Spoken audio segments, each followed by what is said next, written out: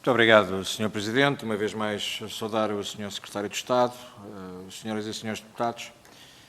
Eu vou começar pela primeira intervenção. A grande preocupação que foi aqui demonstrada e deu resposta, porque tiro-lhe o chapéu, não tem fugido em nenhuma resposta, tem dado as respostas todas, tem a ver com o facto do Partido Socialista, nomeadamente o Sr. Deputado Rui Lage, ter demonstrado uma preocupação em relação ao posicionamento do Governo português, nomeadamente em relação ao posicionamento que o Governo húngaro teve em relação aos professores. Eu, por momentos, pensei que isto era brincadeira. E pensei onde é que isto ia dar. Porque, Sr. Deputado, vamos lá ver se nos entendemos. Quer falar de professores e da falta de reconhecimento de carreiras e da profissão que são os professores? Precisa de ir à Hungria. Quer ver há quantos meses estão os professores em greve em Portugal? 6 anos, 6 meses. Sabe qual é o estatuto que dão aos professores? Deixe-me terminar, que eu ouvi o que os senhores dizem à vontade. Os senhores dizem o que quiserem à vontade e depois ouvem o que eu tiver para dizer. Se quiserem, se não quiserem, podem sair. Agora, há uma coisa que é clara. Os senhores, de facto, deram um estatuto novo aos funcionários públicos, que são os professores, que é de pé rapado. É o estatuto que o governo português dá. E depois quer falar de ingerência. Ingerência nas instituições. Ingerência nas instituições. Um governo português que tem a Europol sob a sua dependência direta. O governo que continua a fazer as nomeações e que não quer fazer a alteração das nomeações para todos os órgãos de Tribunal Constitucional, Conselho Superior de Magistratura, tudo a mesma coisa.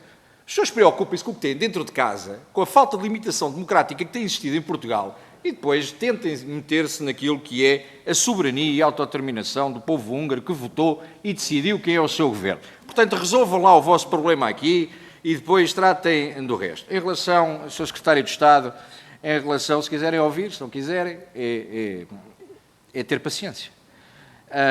Na outra audição, o Sr. Secretário de Estado referiu que não considerou que existisse ingerência por parte da Presidente do Banco Central Europeu.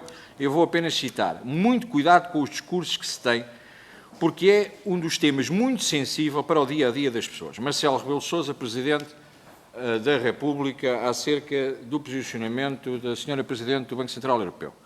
Eu considero que existiu ingerência e foi uma deselegância. Portanto, não considerando que existiu uma ingerência, pergunto pelo menos se considera que foi uma deselegância para com o Governo português a forma como foi feito.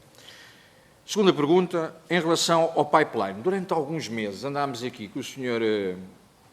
Ministro Duarte Cordeiro, era todos os dias na televisão, o pipeline, o hidrogênio, e estava feito, e o traçado, e o acordo.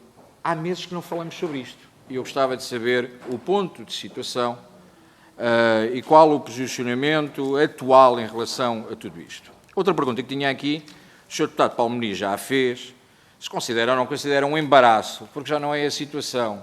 Nós podemos falar na questão do infortúnio, que obviamente todos lamentamos, mas já passou tempo demais para esta nomeação para o Tribunal de Contas Europeu e começa a ser embaraçoso o facto de não termos representante. Quando dizemos em breve teremos novidades, mas o em breve, nas palavras do Governo, é sempre muito subjetivo. E eu gostava de saber se temos uma previsão em relação a este assunto. Depois, as taxas de execução do PRR. E deixar-lhe aqui uma pergunta muito concreta. A guerra da Ucrânia serviu para a justificação de muita coisa e serviu, inclusive, para o Governo e o Sr. Secretário de Estado, e bem, nomear algumas atitudes, posições que o Governo e que a Europa teve que tomar para encontrar caminhos alternativos, nomeadamente na questão da energia. E eu pergunto-lhe se acha que depois de termos ficado toda a Europa, e não só, prejudicados, porque na sequência da guerra da Ucrânia, aquele que é um dos celeiros do mundo ter ficado tão prejudicado, acha que é tempo ou não de recuperar uma das maiores traições do 25 de Abril, que foi o desinvestimento feito no Alentejo, e de eventualmente tornarmos novamente o Alentejo o celeiro de Portugal, como tanto e bem funcionava? Acha que faz ou não faz sentido encontrarmos uma solução ao invés de andarmos à procura pelo mapa mundo e de encontrarmos alguma coisa que se possa fazer uma alternativa e que o Governo tente encontrar esta alternativa para esta traição que se fez ao Alentejo? Mas para fazermos isto, é importante também que a ferrovia seja desenvolvida. Há alguma novidade em relação à ferrovia, sim ou não? O Sr. Deputado Pedro Nuno Santos agora está por cá e andou aqui a anunciar, enquanto Ministro, a ferrovia de alta velocidade, mas nós continuamos sem cumprir a bitola europeia, nomeadamente na ferrovia do Alentejo, para a qual ainda nem sequer fizemos eletrificação da rede, apesar de constar em orçamento de Estado. Depois, a última pergunta, Sr. Secretário de Estado. Nós tivemos uma reunião entre todos os partidos e o Governo, saudámos o esforço que o Sr. Secretário de Estado e o Governo estavam a fazer na tentativa de resolver a data para as eleições e estivemos, e creio que todos estivemos do mesmo lado, apesar de poderíamos não concordar com a data, e creio que aqui era transversal, o próprio Governo não concordava com a data. Sr. Secretário de Estado, já viu o parecer da Comissão Nacional para a Proteção de Dados acerca da PPL do Governo do voto antecipado? É arrasador. É arrasador. Não garante segurança jurídica nem segurança do voto em nada. O que é que lhe confere dizer acerca deste parecer da Comissão Nacional para a Proteção de Dados, que sabemos que não tem tido meios termos em multar a torto e a direito, aliás, multou o Instituto Nacional de Estatísticas por uso abusivo e violação de dados em 4 milhões de euros, mas agora, focando no que interessa, considera que o parecer, caso tenha conhecimento dele, tem alguma fundamentação e podem os portugueses estar descansados de que vamos cumprir tudo para que não exista nenhuma violação daquelas que são citadas e da insegurança jurídica que a Comissão Nacional para a Proteção de Dados menciona no parecer jurídico, no parecer que remete a todos os grupos parlamentares. Muito obrigado.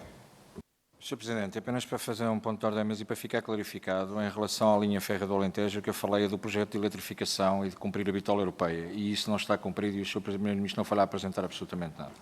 Sr. Presidente, não vou ocupar muito mais, portanto não cumprirei os 8 minutos. Se conhecesse bem o Alentejo como Sr. Presidente da Comissão, certamente não teria dito que eu precisava de ir visitar, porque, como viu, está errado em relação àquilo que referiu anteriormente. Tenho percorrido o Alentejo e todos sabemos que aquilo que era o celeiro de Portugal não tem tido investimento. Aliás, os silos no Alentejo, grande parte deles continuam sem a produção que poderiam ter.